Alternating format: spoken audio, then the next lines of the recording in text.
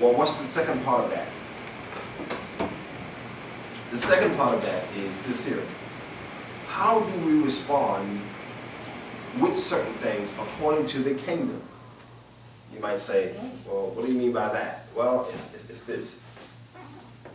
There's certain parameters of things that God asks of us to do that we have to respond accordingly, that compels God to see that if he or she do it, it's going to bless their life, anoint their life, and elevate their life.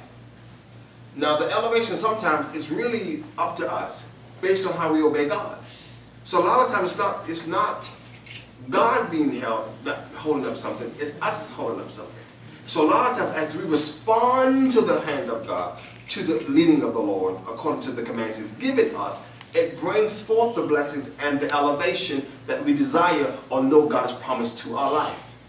So sometimes elevation is not going to come because of the commands He's given us, we're not responding to Him correctly. And so He said the elevation and the blessings is going to be held up for a season, even though I'm speaking to you about them.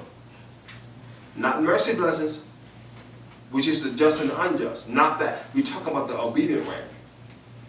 That ram is different for the saint. That's a ram that we walk in according to the will of God. And not everyone's going to walk in that, because that ram is a choice. That ram is a choice. So, with that being said, there's certain parameters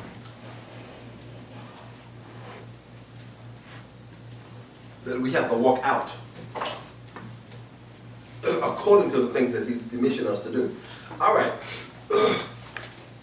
When saying that, and these are the things He's given me in the nuggets. And the first one is this. Remember now, this is a proper response now. So that means when God comes to you, there should be a proper response. This is the Lord coming. Watch this. And when I say this, you need to catch this. Because I'm going to get into the nuggets in a minute. When we talk about the proper response from us to God, this is going to come through the form of the Spirit of the Lord directing us in prayer, the Word, worship, and through man. 4 arenas now, hear me. Prayer, the Word, worship, and man. So that means the Spirit of the Lord will, what we call, approach us and then expect a response. And that our response is going to come from us, should be, in a proper way. So what does that mean? These 4 avenues. When God deals with us, through man, through His Word, in prayer, and in worship. These 4, it's going to approach us. So we can't run from these 4 unless we lose intimacy. See?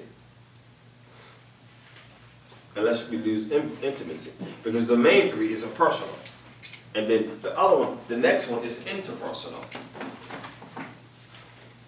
Means from the form of being personal while interacting. Interpersonal. So if that's the case, what does that mean? That means these 4 arenas, if we ignore them, it's going to cost us. Because when we shut down on man who God is using, then we actually cut off our place of the anointing and a place of blessings. When we don't get into a place of worship and prayer, then we still cut a relationship because we're still not hearing God, because we're not get in a place with God.